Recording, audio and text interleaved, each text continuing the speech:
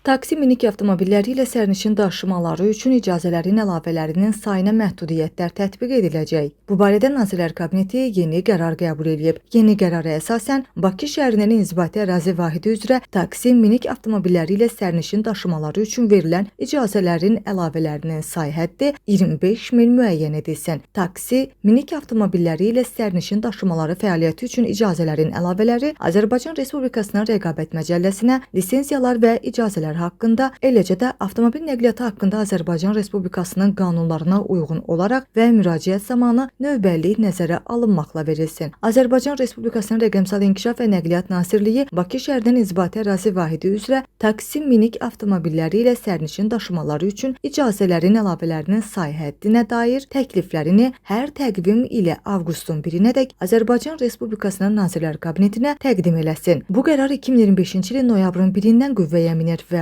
bu qərarın birinci hissəsində qeyd olunan icazələrin əlavələrinin yeni say həddinin müəyyən olunduğu tarixədək qüvvədədir.